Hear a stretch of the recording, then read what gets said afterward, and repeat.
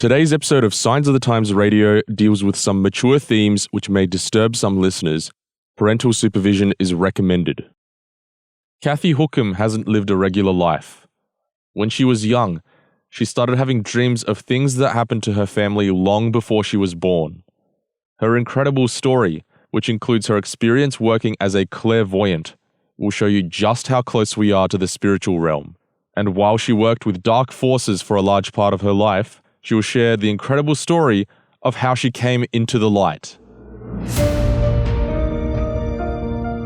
Welcome to Signs of the Times Radio.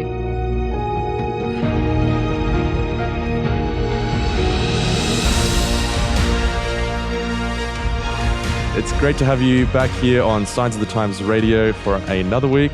My name is Daniel Kuberek, and with me I have a very special guest this week. Her name is Cathy Hookham. Cathy, how are you doing? I'm good, thank you, Daniel. How are you? I'm very well, thank you. Now, we're both in lockdown at time of recording. How have you been dealing with it? Are you feeling a bit tired, a bit down by all of the lockdown stuff that's happening at the moment? No, I feel very blessed, actually. We have a property, so we get to go out and to walk around and get exercise. It's sort of like being on holidays. We're a little bit a different approach to working the things that we do. So, yeah. Well, it's good to hear that it hasn't changed things too drastically for the negative. We try not to be negative, so... I definitely, from my encounters with you, I know that you are a positive person, so it's good to hear that you're doing well. Cathy, just giving you a little bit of a background, so it's sort of last week on Science Radio, we had my editor of the magazine. We actually discussed Are Spiritual Forces Real? So we kind of explored the topic as far as what the psychological evidence, I guess, is for explaining spiritual forces. Yep. Now, this week is different, and it's going to be just as interesting because you have experience with spiritual forces, and we're going to be unpacking your story. I guess before we dive into the meat of what actually happened, I guess I just want to know, when do you remember was your sort of first encounter with what we'd call spiritual forces? What do you remember as your first encounter with the spiritual realm? Okay, I don't think I can actually put an age on that. I remember always knowing things that other people might say or might do before things happened. And so for me, there wasn't really a specific time. And then I used to get dreams and so forth. So I can't really say that there's an age for me specifically. What did you see in those dreams? Was there something unusual about it that you could identify when you were young? But there were lots of different ones. I had a couple of particular ones that were reoccurring, and they were of my grandfather being attacked by demons, but you couldn't see them. So you could just see that he was being clawed down his back, and he was wearing a thick leather jacket, and you could see it being clawed, and you could see him I could see him being thrown from one side of the road to the other. So, yeah, it was one specific one. What did you think of it at the time when you were having those dreams? Like, was it something that you thought was real, or did you just sort of put it down to coincidence that you kept having this dream? I just thought of it as a reoccurring nightmare, really. It was unusual. It was very detailed, so I could see everything around me. But I sort of knew the things it was very, very gapped, because it went from my grandfather and being with my mum, running up the road with her, to my grandmother, who was driving in a car, which later I would then find out why there was a significance between the two. So, really, I guess the question is then, while you were having this dream, was your grandfather around at that time that you could ask him about or tell him about the dream that you were having about him? No, not really. He was over in New Zealand and we were over in Australia. So there was a period that we spent some time with my grandfather, but I don't recall having the dreams then. Had I had the opportunity to ask him, I don't actually know whether I would have, because it wasn't as a little child, you don't really particularly want to talk about scary stuff. And it wasn't the only thing. Like, the other main dream was a lot of war and fighting, and it was very violent. So as a little child, I always I wondered if there was something wrong with me because I was having these terrible dreams. So I didn't really want to talk about it with my, I never spoke to my parents about it until I was much older. And I certainly wouldn't have wanted to confront my grandfather who, was in it. So a lot of people would sort of ask you then, was it just the movies that you're watching at the time? Maybe it was something you'd seen on TV that was just, recurring in your dreams, but it wasn't like that, was it? For a child, I was never really allowed to watch things like that anyway. My mum pretty much put us to bed before anything really. After the news came, we were in bed, so we never really got to watch stuff that was a bit out there. So I can't say it was to do with that necessarily. And it was very specific. I always felt like I was there. So. Right. Well, I think you've mentioned to me in the past that it was actually when you were 22, talking about the dream with your grandfather being thrown around by an unknown force and the marks on his back. It was actually when you were 22 years old that you asked your mother about it. What made you want to ask about it when you were 22? It sounds like this dream, you'd been having it for quite a number of years, right? Yeah. Well, what actually happened is by this stage, my sisters and I have two sisters, and we had already moved out of home. So we would go over from time to time to have morning tea with Mum. And so it was just one of those times. And we were all just chatting and talking. And one of my sisters brought up a recurring dream she had been having. And sort of that's how the situation arose. I then went through and said, well, I've been having one for years, like for years and years. By this stage, I wasn't really, I'd made my way. I was, out on my own and working and so forth. So I hadn't really thought of it too much about, I suppose, it being a supernatural thing. I had just put it to one side as being, that's just that dream. I've always had it. I, didn't think too much of it. So when the topic was brought up, I just thought, wow, yes, I've had, but mine's a little different than what yours was, and that's how it sort of came up. Yeah, wow. Your sister's dream that you mentioned, was that something similar to what you were experiencing? Like, was it something to do with, like, something of significance as far as the spiritual realm goes, or was it just something random that sort of triggered this topic and made you mention that? Yeah, it was random. I can't even remember what the dream was, her recurring dream. But it was one of those things that wasn't quite, I suppose it wasn't memorable because it was, we then all started talking about the dream that I'd been having because it was unusual. What was your mum's reaction when you told her that you were having this dream? I think she was shocked. She actually kept saying, and then what happened? And then what happened? And then what happened? And so once I actually got through all of the things that I had, so she was actually quite silent, except for she kept saying, and then what happened? And then it wasn't until I'd finished that she said, I don't know how you could possibly know this because you weren't even born. That actually happened. And so,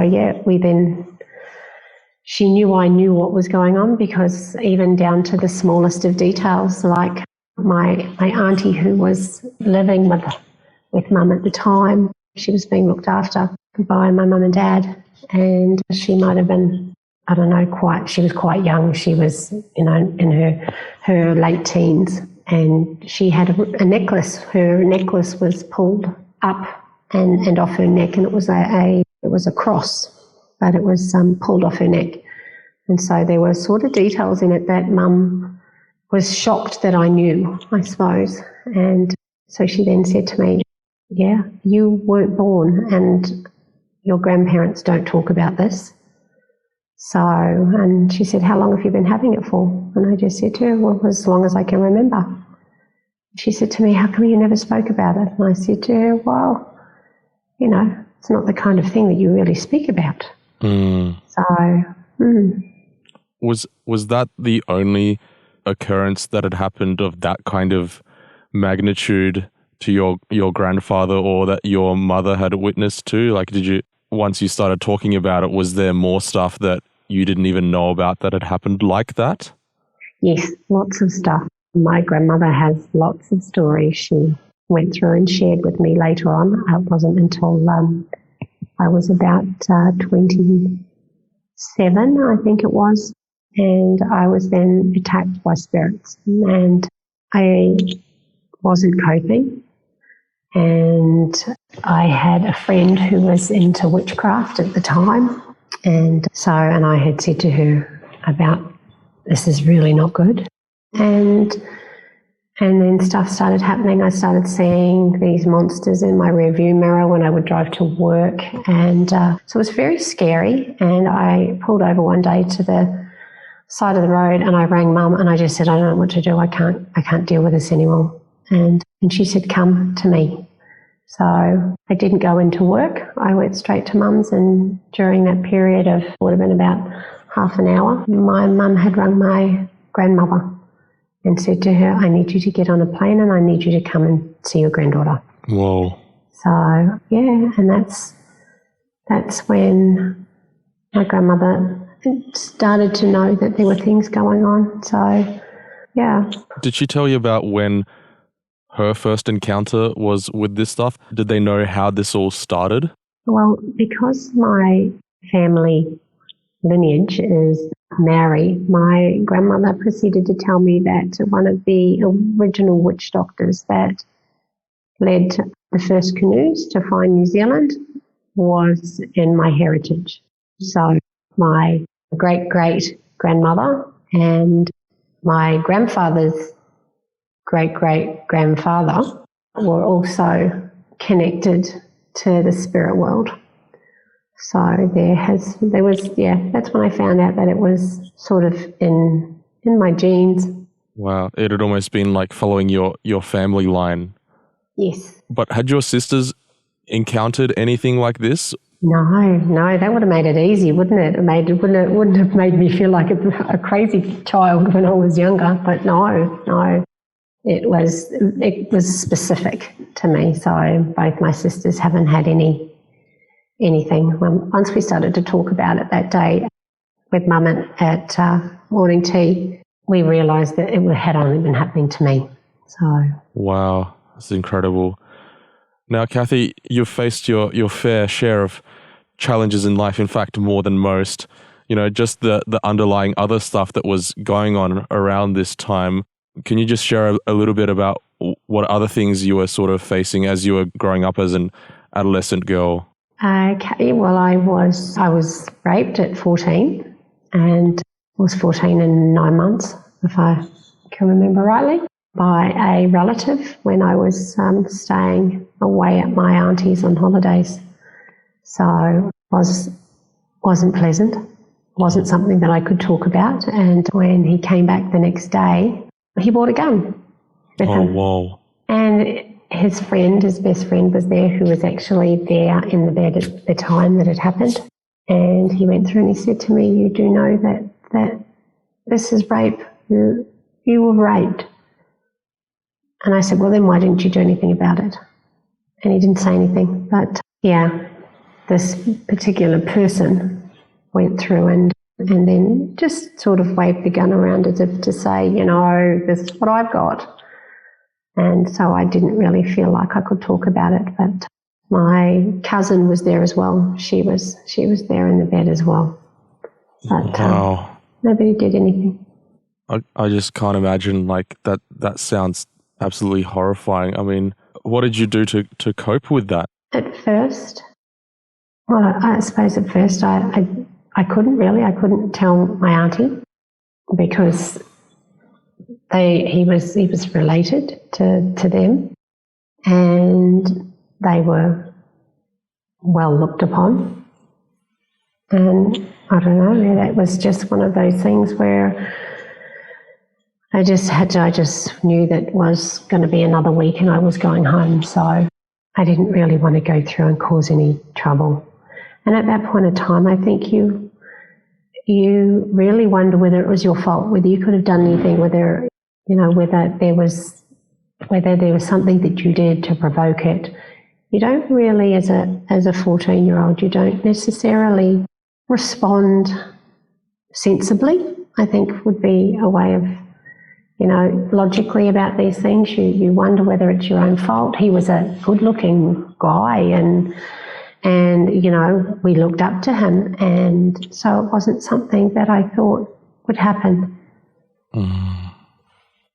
Wow, that's, absolutely tragic what you're saying. It's, really heartbreaking too, especially, I think just looking at your life, would you say that this sort of traumatic experience sort of informed a lot of, how did it impact your growing up?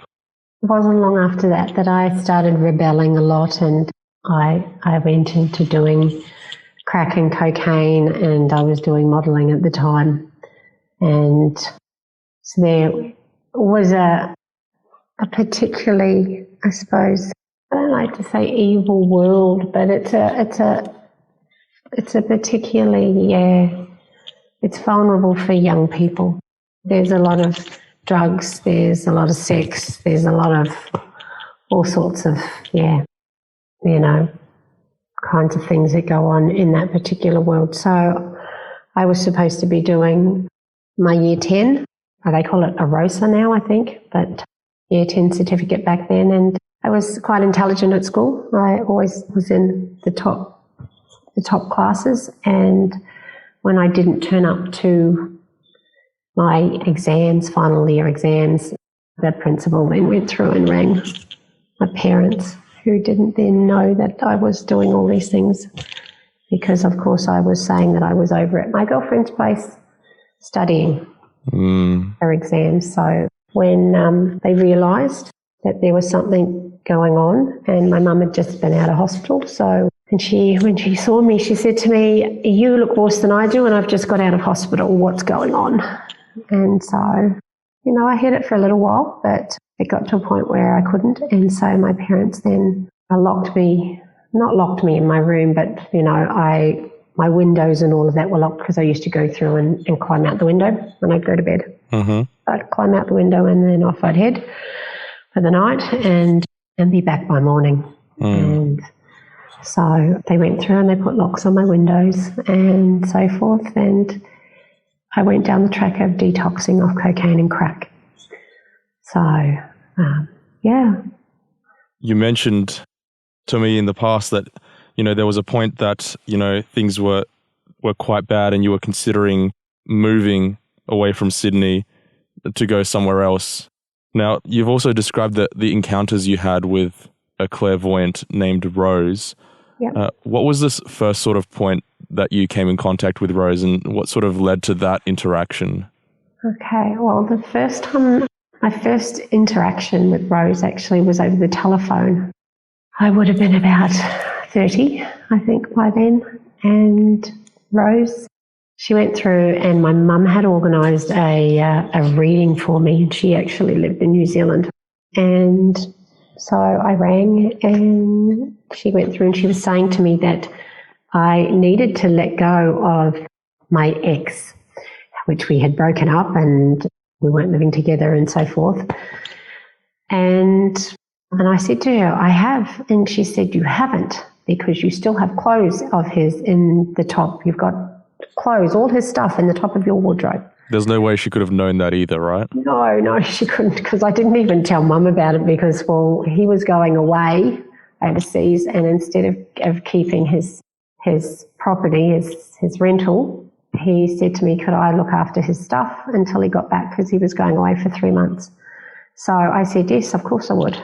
And so nobody knew. Nobody had any idea. And I said to her, yes, well, I was doing him a favour. She says, you're still in love with him? And I was, the whole thing was very confronting. I ended up in tears and thought she was an absolute, she was diabolical. Yeah.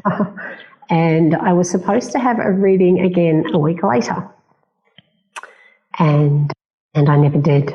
I never, it was paid for and everything, but I never did it. But during that period of time, of course, she then had an interest in me and would ask Mum all the time about how I was going and so forth. But I didn't actually meet her till much later, about 4 years later, I think. And then I met her in person. Wow. Did you think there was any connection at the time between your dreams that you'd had versus Rose? What did you think of Rose and the fact that she was able to, she knew that your ex-boyfriend's stuff was in the drawer? What did you sort of chalk that down to at the time? Look, I believe in clairvoyancy because of things that I used to see. So it wasn't something that I never really spoke about it and that kind of thing, but I knew different things. And in the clairvoyance world, they call it a knowing. And so I hadn't thought about it much. When I went through and had the reading with her, I just thought, clearly and clearly you have some psychic connection. And so, yeah, I didn't at that point in time know how things worked. I was not really aware of it. I didn't put the dreams together with being a clairvoyant or even having a knowing. I didn't really know that much about it. My family, we didn't really talk about it. It wasn't one of those things that you actually spoke about. And the only thing that I'd really had was that day, that couple of days when my grandmother had come after being attacked. You put things out of your mind and you just go on with living life. So many other things happen and you don't really talk about that kind of things with friends and so forth because, it is a bit weird.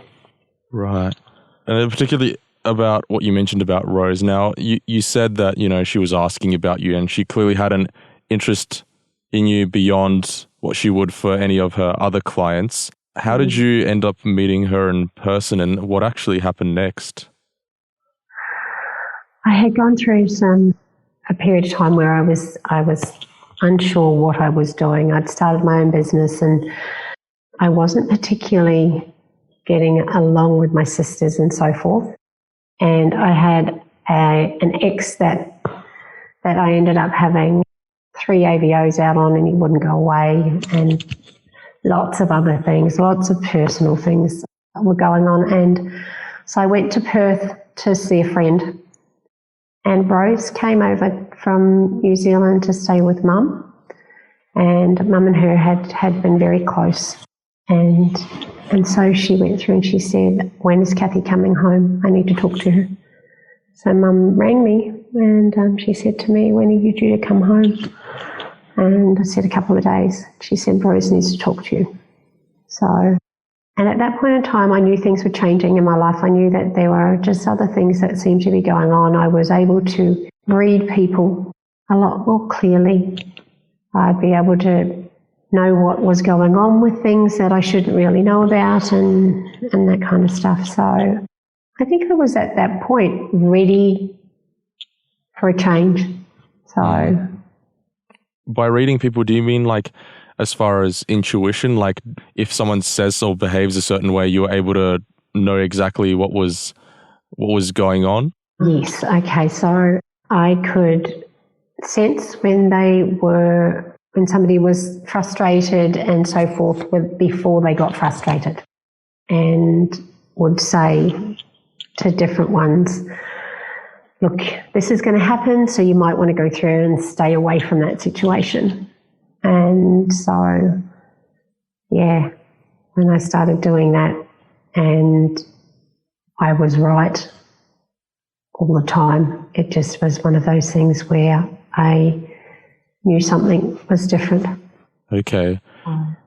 So you came home and there was Rose who was pretty keen to meet you and talk to you. Yeah. What was it that she told you?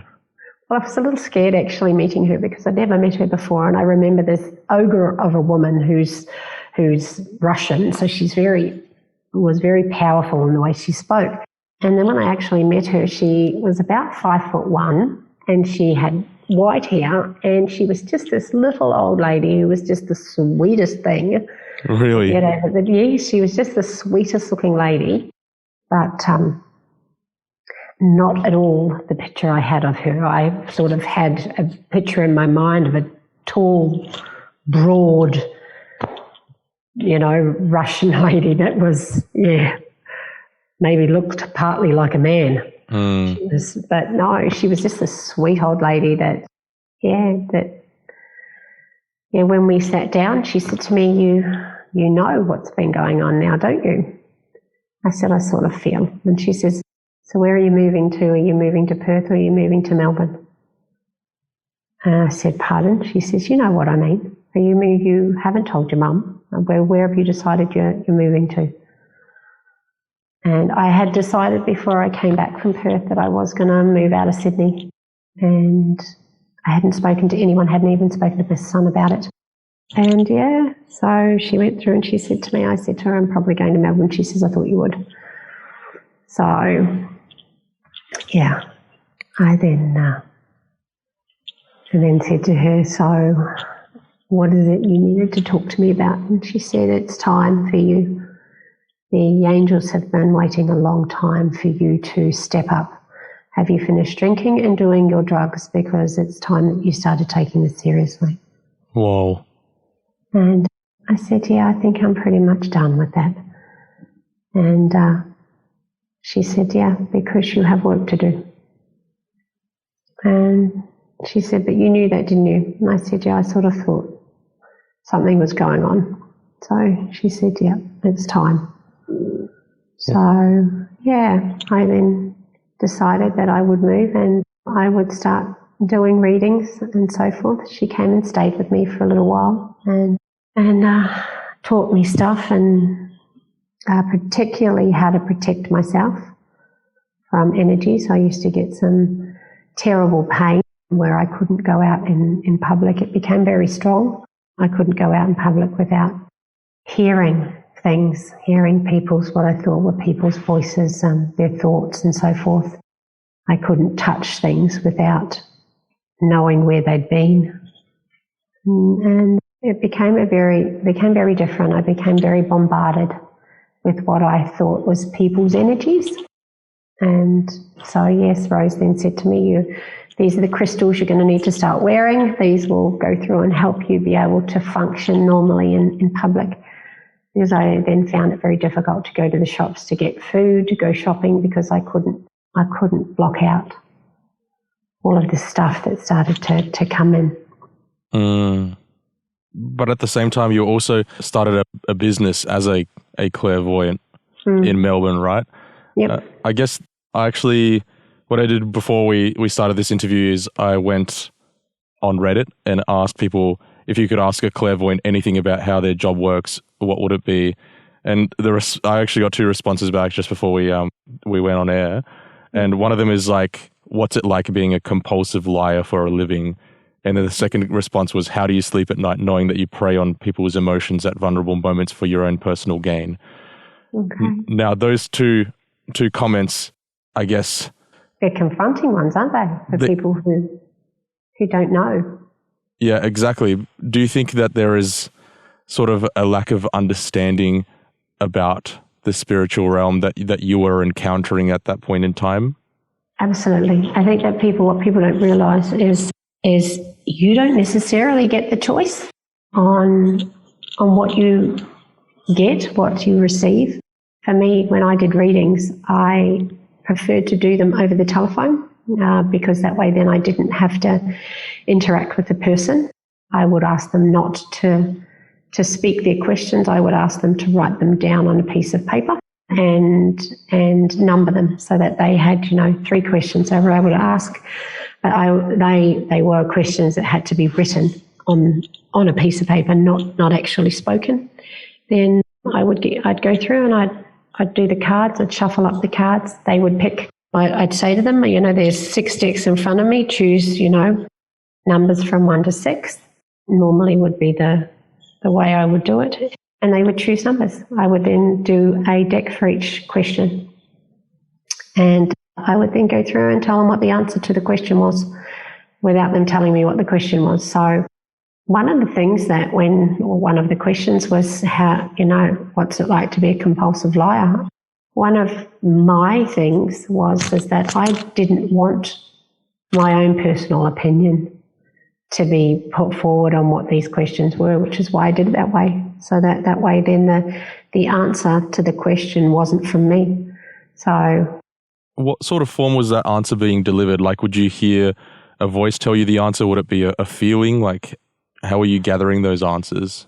it was about knowing. Sometimes the words would just come out my mouth. And so the cards would be there in front, and each of those cards have different meanings. And so I would look at that card and there would be a certain answer that would come to my mind. So yeah, it just came, Daniel. I can't go through and I can't really say, or back then I couldn't really understand what it was. I just went down the track of doing what I thought it was, which I thought they were angels going through and prompting answers. Did you have any, I guess, red flags about the whole experience? Like, was there anything that would suggest to you that it was, I guess, nefarious or dangerous or negative or anything like that? Look, there was I ended up with a lot of physical pain and exhaustion. I could only do a set amount of readings in a day before I was too tired, and I couldn't do anything else. And I had my son. He was about 8 odd, and it might have been 10. I don't know, 8 or 10. And so I still had to be a functioning person. So I didn't do any more than about 4 in a day. I was normally 3, and it was only if it was one of those things where, because it just took a lot out of me personally, like physically, and I was exhausted. So it's not something that, and when, for me, I'm the kind of person that if I see somebody that is struggling, I'll go over and help them. So that for me, I thought that I was given, and like Rose had said, you've been gifted. This is a gift you've been given. One of the things that was very difficult, I found very difficult, is being able to help other people. One of them was a policeman, actually, who knocked at my front door. That there was a burglary that had happened in the street, just further down off my street that I was living in. And he came to the door, was just knocking on doors to see if anybody knew or had seen anything. And I remember it was very embarrassing, actually, because I opened the door and the first thing that I blurted out my mouth was, "You can't leave your wife." And he said to me, "I beg your pardon?" And I said, "I am so sorry, but you just can't leave your wife." And he then said, "Can I come in?" And so we then sat down, and I said to him, he says, "I don't understand how you could possibly know." He had been thinking of leaving his wife that day. And of course he hadn't discussed it. It was just something that as he was walking from place to place, knocking on these doors, that he was thinking that was the best solution. And so he hadn't even discussed it with anyone. They hadn't spoken about it, nothing. So I went through and I said to him, you went and had dinner with your mum last night, and your mum and your wife get along really well. How come you haven't encouraged her to speak to your wife about these things? And what it was is she was wanting to have another child, and him being a policeman, they had already had one child, and he was saying that he didn't want to. He didn't feel that it was the right thing to do because, anything could happen to him, and then she would be burdened with 2 children and not be worried about whether or not, she would be able to survive if something happened to him. And the problem is that she was actually pregnant, and she wasn't telling him she was pregnant. She was suggesting, and so they had been arguing, and he just thought, well, I can't cope with the responsibility. And so I told him, well, here's the thing. She is pregnant, and what you're actually doing is you're arguing with her, and she doesn't know how to tell you that she's pregnant. But the thing is she's going to lose the baby. So this is part of what's going to happen. And this information Yes, was just coming to you as you were talking to him. It wasn't something that you were yes. processing I or... didn't even know. I'd never met the guy before in my life, and being a policeman, was even, you don't go blurting stuff out, and just those kinds of things would happen. So, yeah, I had quite I spoke to him over the 6 months that progressed from there, and during that period of time, so he then realised that he was worrying about something that had already happened, and then I said, you're going to need to be there for her. She's going to go through some terrible depression. And one of the things I just said to him, do you love her? And he says, yes. That's why I was thinking I would leave, because I just can't bear to think that if something happened to me, that, she would then have two children to look after and no way of getting any income. And I said, well, I don't see why anything would happen to you. And I don't, yes, I don't know whether anything will, but I can tell you, I don't see that anything will be happening to you. And so as the conversation progressed, I said that you will have another child, and this time you'll be okay with it, but you really need to start addressing how you feel about your job, because you're constantly worried about being in danger. So I said to him that I thought that he needed to go through and start thinking about and talking about and addressing how he felt. It wasn't really a problem that she had, it was the problem that he had with his job. Well, later on they went through and she did miscarry, and he was there for her. They ended up much closer.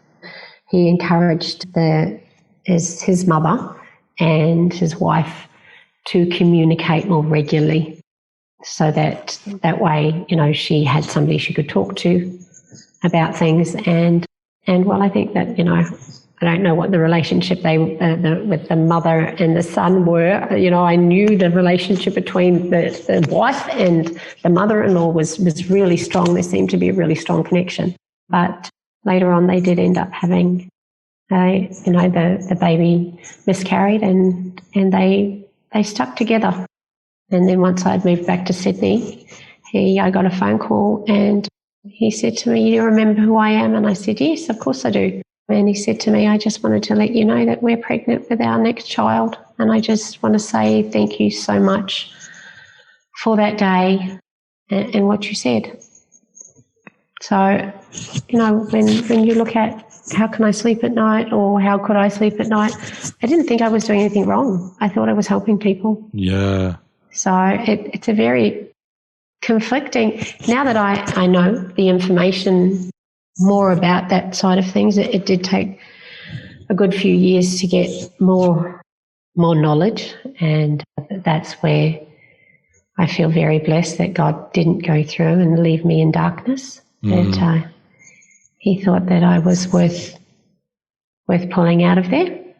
So the policeman that you encountered, now the people that would call you, what was the information that they were generally seeking? Was it to communicate with people that they loved that had passed away? And if so, I guess what was your sort of feeling or opinion at the time about what happens to people after they die? Okay, so at that point in time, I actually thought that, well, people either went to heaven or they didn't. I didn't really know much about the Bible. I didn't really know much about what God's Word had, what information there was in there. So for me, I just, naturally thought that people go to heaven and they get to watch from heaven down on you. Now, of course, it certainly doesn't make any sense, because I don't see how heaven could possibly be a place where you watch your loved ones go through some terrible things. You can't comfort them and you can't do anything about it. So to me, I don't see that that's heaven when you put some logic to it. However, that's, people don't think of it in that term. They think, it's a nice place for people to go. Now I think it's much nicer to know that people are in a sleep, and when they wake up, the next thing that they will wake to seeing is Jesus. So it was at that point that also, because of this understanding you had some sort of religious background or Christian background there to understand or to have an assumption what happens to people after they die. was it part of that that informed you then going on to study angelology? I was studying the angelology because I was at a point I'd gone through and I'd done training in Reiki, and which is energy and astro travel and other realms. We'd gone through and I'd studied that, and because a lot of it was, some of it felt very dark, so I was looking at how to connect with our angels. And during that period of time, of course, I thought it was, I had the concept of good and bad, of right and wrong, and also the fact that there were good angels and bad angels. So I just naturally expected that I was, communicating with good angels. There were certain things that, certain things would move, certain things would open, certain things would, there wasn't a fear in what I was doing. There was the odd time that I would have somebody that was a bit very dark, and that was a bit confronting, because there would be then shadows and stuff through the house, and that was something that then I would think, okay, I can't read for you. I can't help you. I'm sorry, I can't help you. I would then go through, and there was a lot of times where things like that, there were things that had happened that, and I wasn't necessarily always charging. There was sometimes, I would read for people just because I knew it was the right thing to do, or I was impressed to. But yeah, it's not a world that people think. The easiest way to explain it is when you look at counterfeit. We know that Satan counterfeits things. So when you look at a counterfeit $50 note, do you actually notice that it doesn't look like a $50 note until you really examine it? Mm. It looks the same. It looks right. And for me, I looked at myself and thought that, I had gone through all of these things in my life to be strong enough to then help other people. So I never looked at what I was doing as wrong or lying I didn't have trouble sleeping because of that. I had trouble sleeping because of other things. However, that wasn't, my conscience seemed to be clear, because my intention was to do the right thing and to help other people. It wasn't actually to make money, actually. Yeah. It wasn't the main part of it. In the meantime, you were still studying angelology, trying to understand better what you perceived as, influencing how you could possibly know these things, right? Now, it was at this point that your mum had actually asked you a question about the three angels message, right? How did she come across that, and what was that exactly? What was your reaction when she was asking you about if you'd learnt about what the three angels message is? Okay. Well, I was studying with a lady called Doreen Virtue. She's very well known in the New Age. She's actually come out of New Age now and has become a Christian after something like 40, 50 years in New Age and growing up New Age, which she now isn't. And so I was doing the angelology certification with her and through her, and I was watching some of the videos because we were coming up to the end of the 12-month thing, and I had exams to do, and so I was rewatching over some of the videos that we had been given and reading through some of the literature that we were, that we'd learnt, and Mum was looking, and she had said to me, "So what do you think about the three angels message?" And I said to her, "What do you mean?" She says, "Well, here you are learning about angels. I'm just wondering whether or not, I can see you've done historic, history. You've looked at the art and you've looked at the different things. We did Torah and the Quran and the Bible." And she said, "So I was just wondering what your thoughts on the three angels message are." And I said, "I don't know anything about that." And she says, "So you're telling me that you're going to be certified to teach people about angels, and you don't know what the three angels' messages are. And I said, no, I don't. What are they? So she says, well, maybe you need to take a look in Revelation. So I hadn't read through the Bible, and I then started to wonder why it is that if we had gone into so much depth with all of these different angels, the different types of angels, the different ones through history, ones that have appeared in different religions and so forth, that why would something like the Bible, which was quite commonly known, why would that not be in it? So I then started to be impressed to read Revelation. So she didn't go into any depth about it, and so and through it, like I've been studying, going through for the exams for the last couple of weeks, and so a couple of different things that she'd gone through, and she'd say, "Oh, that's Gideon." I'd say, "Who?" She goes, "Oh, that's from Gideon." And so then she would tell me the story of Gideon, because of course, well, the angel side of things isn't the whole story.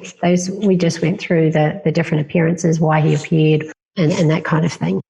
It wasn't actually the story of Gideon. So Mum would then go through and say to me, "Oh, that's Gideon, and this is what this was for." And so when she said to me, "Well, you need to go through and have a look in Revelations," then she then didn't tell me much about the story. So I then went reading. At that point, when you were reading through Revelation, I mean, one interesting thing that you've noted to me is that, the visions that are in Revelation. Yeah, the vision. Do you know, Revelations was a revelation. The things I had seen, some of the really violent things that had gone on, beasts and things that you see. Yeah, there was all of this in it, and some of it just seemed so familiar that I just thought, oh my goodness. So this is, I know about this. I've seen some of these things. So to me, it was then, it was an amazing way to go through and think, okay, there's more going on. I don't know what's going on, but it was an eye-opener. And I just thought, okay, things are starting to feel like they're falling into place. So I went through and I read Revelations, and then like a couple of different things I've been reading, and I couldn't get enough. And I remembered flicking to this page in the Bible, and there was this verse that went through to say about seers or abominations to God.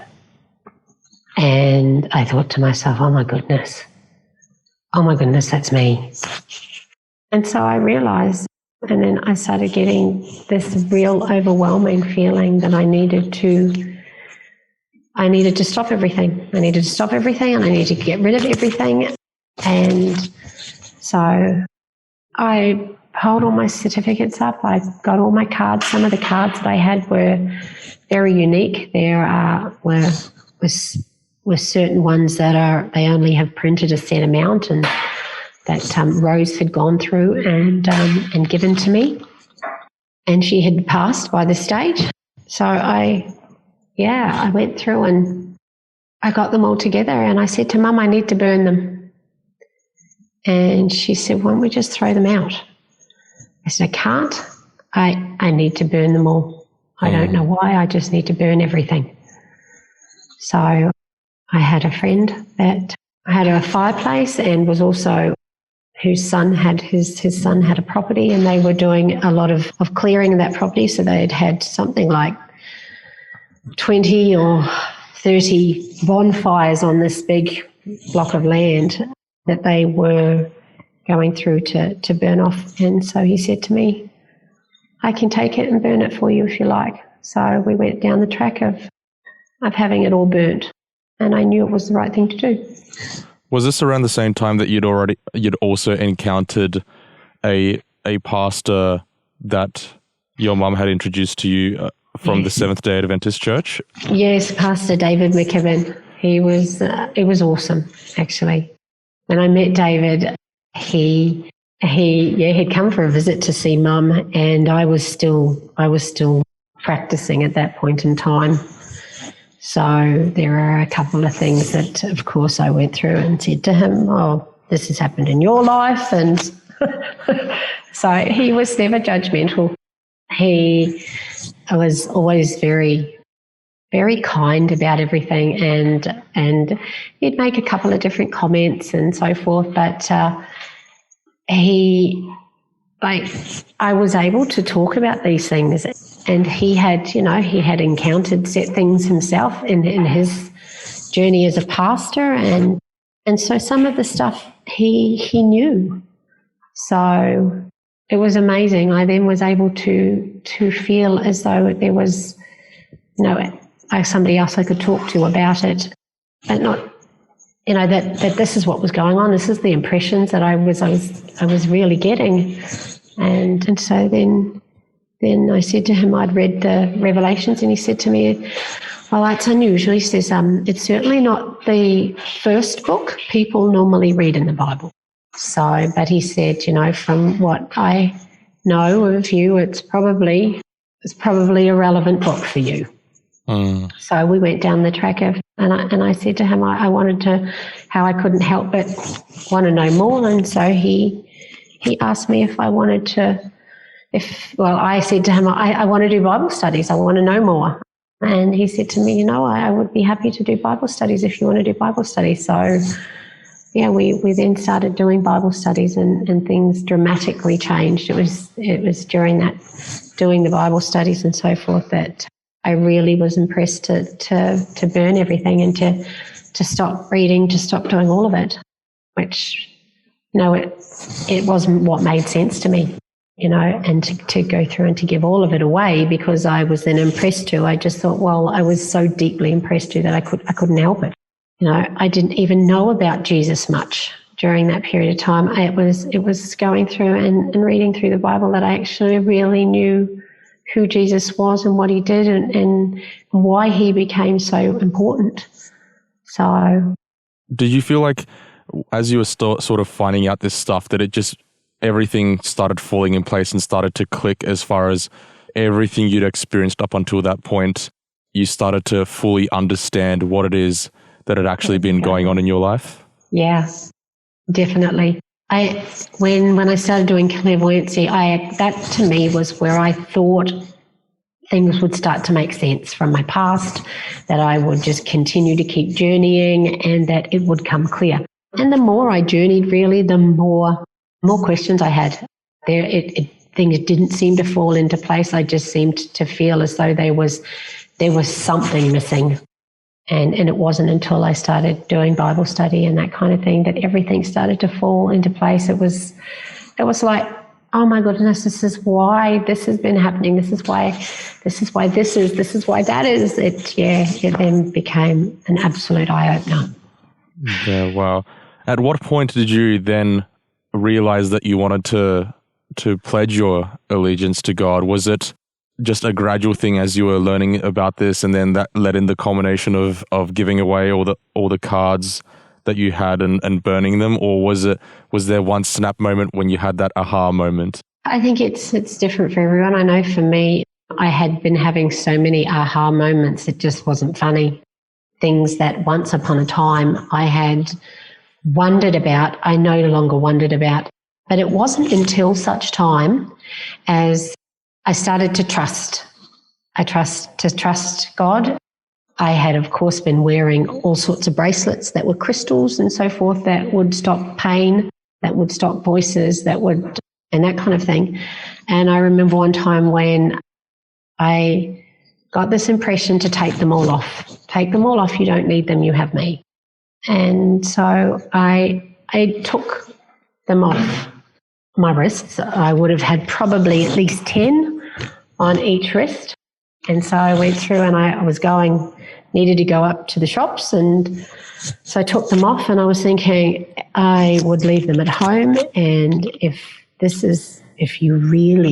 I'm really to trust you, you will stop me from having pain without these things.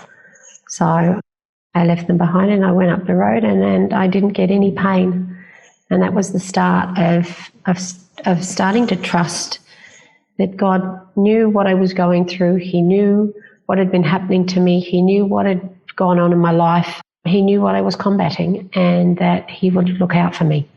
So that's sort of where I really started to think, okay, if this is what you're saying and that I can trust you, you would prove it to me. And he did. And from there, I then realized that I would just be foolish not to just keep going. I needed to trust him completely and fully, because it wasn't something that I wanted to experience anymore. I didn't want the nightmares. I didn't want the visions. I didn't want any of it. And it was a matter of if I was to have to trust him, I knew that he would take it away. Yeah. You know what, your story just fully lines up with what we've read in the Bible before.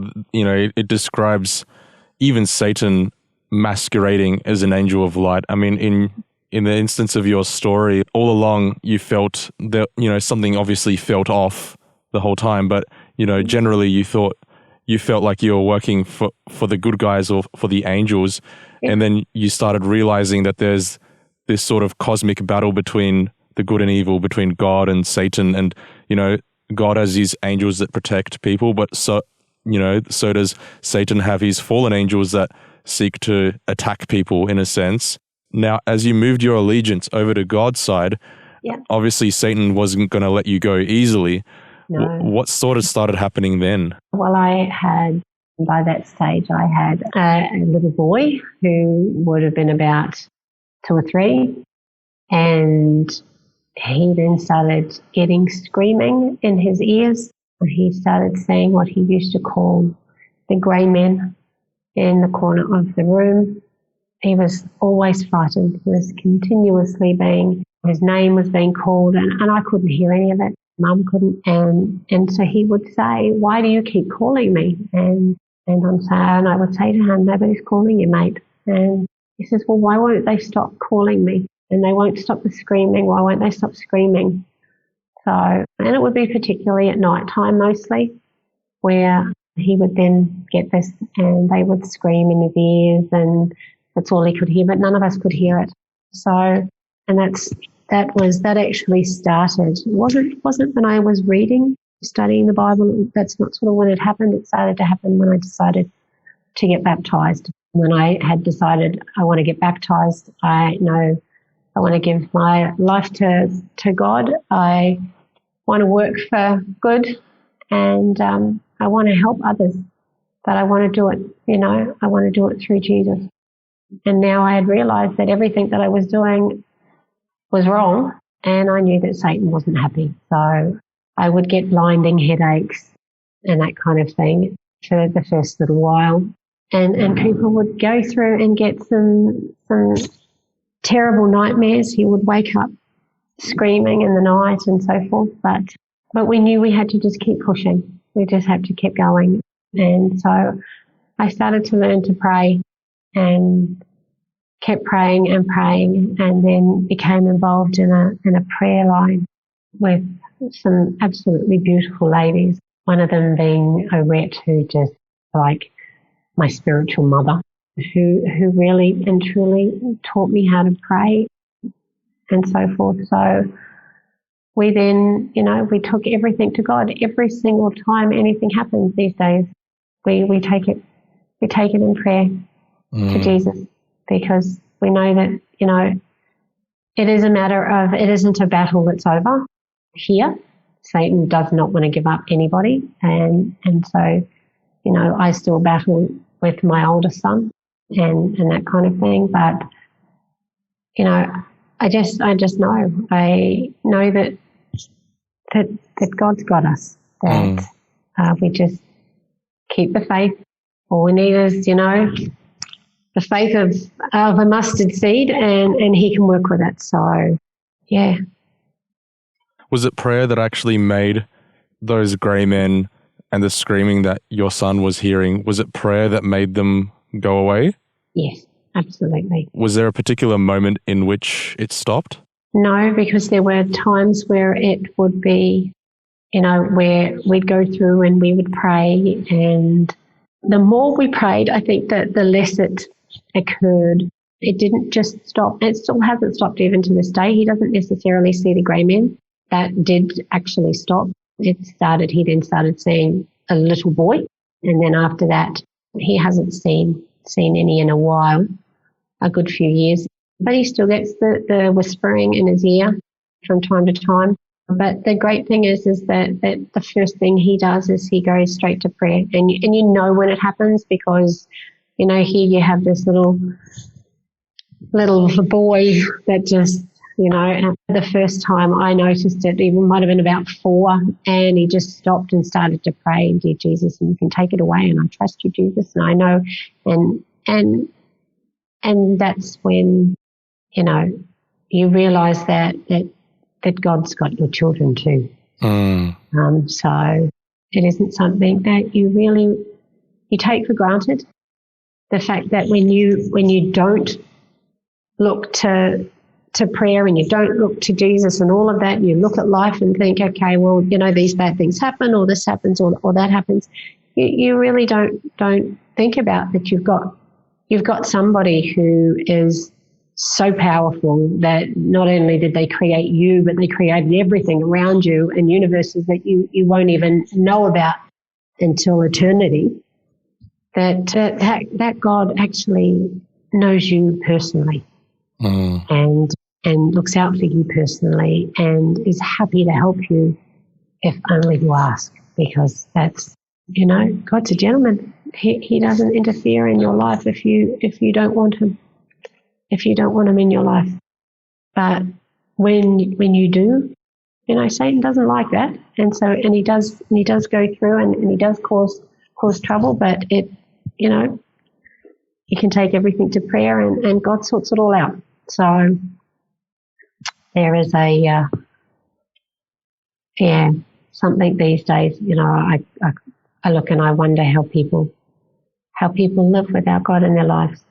And that's something that for me, I didn't grow up with God in my life necessarily. I knew of a God and that kind of thing, but I didn't really grow up with God. So I'm not like what, my mum classes herself as a cradle Christian. She grew up going to church and going to a St. Adventist school and all that kind of thing. But when she had kids and my stepdad came along, we didn't, as kids, we didn't go to church, nor did we really have much of a biblical upbringing. So, you don't really realise that God has got you. He's got you as soon as you want him to. And it's amazing. It's an amazing thing to know. And these days, of course, I wouldn't know what to do without God in my life. I'd be an absolute, I'd prefer to be dead, frankly, because it just, what I know now about the world that is unseen and the journey from there to here, it's a pretty gruesome world. It's pretty scary. It's not one you would recommend to anyone to... No, it's absolutely real and it's absolutely scary. And Satan will promise you the world, and then he will give you a world full of darkness and despair. So it's not the world that you think. And there are always strings attached to everything. There's nothing good in it, and I would not recommend even venturing down there because, I don't believe I was strong enough to get out. I just believe that God knew, and somewhere along the line, and people have said to me before, I believe that you had out there people praying for you, and my grandmother has said to me over the last few years that since coming to Christ and since being baptized, she said to me, I have never stopped praying for you. So I think that's where, and for those people whose parents have children that don't believe in God or don't follow God, all I can say is don't give up praying for them, because your prayers make a difference for them. I don't believe I'd have ever been able to come out of there had my grandmother not faithfully brought me to prayer every night. So, and I didn't even know it. Wow. Your testimony, Cathy, is absolutely incredible because like those, comments on Reddit, we can be so easily dismissive of the spiritual realm or things that happen that we don't understand and just palm them off as fraudulent. And yet there is an explanation. And, even when there is darkness, that also means that there is the existence of light. And in this instance, the light of God came through to you through the most incredible of circumstances, through a passing mention of the three angels' message and then a visit from Pastor McKibben. You see God's guidance from beginning to where you are now. And it's just exciting to know what God has in store for you in the future because, although I don't think the clairvoyant you came across really had that in mind when she said that the angels have something in store for you. They really do, the good angels this time around. Look, I go through and look these days, and for those people who think that some of the clairvoyants, some of them are the nicest of people, but they are absolutely deceived. And, we're not fighting against flesh and blood here, people. We're fighting against the powers that went through and were able to convince a third of the angels from heaven. So we're not fighting against things, we don't even know what heaven's like, let alone being put in a position where, to be convinced. Well, so we know Satan's convincing. We know he's deceptive. We know that all of these things, but it's about your intention. God knew my intention was to try and help other people. And even though I was absolutely led astray and that kind of thing, it was something that had been going on in my life for a long time. And Satan had tortured me a long while to get to that point where, I'd thought about suicide. I had gone through and I'd done lots of drugs to stop the visions and so forth. I didn't just go out and decide to be a clairvoyant. I didn't do it till much later in life because I felt that, maybe this was what I was supposed to be doing. And, had I not gone from there over to here, I know that there are a lot of people out there that find it very exciting. I've had friends that I've gone through and come across these days that have been grown up in the church and have had other people that have also grown up in the church come out of the church and are doing New Age and spiritualism, and they are attracted to it because it's mystical and they think it's exciting. And unfortunately, that's not the truth of it. That is the deception, and it is a great, big deception. And these days, of course, when I look and I see, I say to them, that is where I came from. It's not where I want to be. It's that is part of my past for a reason, because that is not where you want to go. But it is. We're battling against the fact that we are in a world where a lot of people don't really think it exists. You hear about it. It's in movies. There's lots of those shows that have gone through and they make it fiction, but it's not fiction. It's reality, and it's a reality that's not seen. And unfortunately, it is very easy to go through and to say it doesn't exist if you don't see it. But if you're going to do that, how can you go through and not say that, God exists? Look at everything around you. Look at the way you put a seed in the ground and it sprouts. How can you not see that God's in everything? But, there is a foe who wants to take this world and take everyone from it. It's like a suicide bomber. You just want to take as many people as you can. But it is a deception. Yeah. I guess if there's anybody who's listening to this who might already be even involved in this stuff, or maybe, what we've talked about, Cathy, has raised a whole bunch of questions that they hadn't considered before, throw us a line. We have a page on our website, signsofthetimes.org.au/help, where you can just throw us a line if you have a question, if you have, a comment that you have about anything we've discussed today, or you want to know more. Maybe you want to know where, if you want to sort of look for someone to talk to about the Bible or have Bible studies or anything, just throw us a line there and we can definitely get back in touch with you about some of those things. But Cathy, I really do appreciate how vulnerable you've been in sharing your life story with us. It's been an absolute pleasure to have you on Signs of the Times Radio, and indeed to have you in the magazine, your story in the article. I used to be a clairvoyant. Here's why I stopped. So if anybody wants to read the article, it's also on the website, signsofthetimes.org.au, or you can also subscribe and get a copy of the magazine. So thank you so much for joining us this week. You're very welcome. You're very welcome. Thank you for having me, Daniel.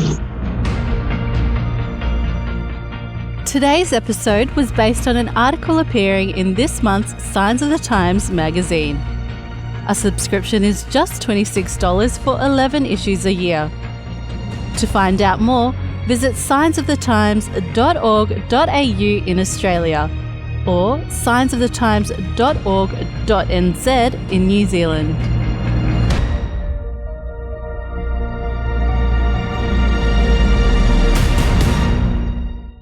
This is an Adventist Media podcast.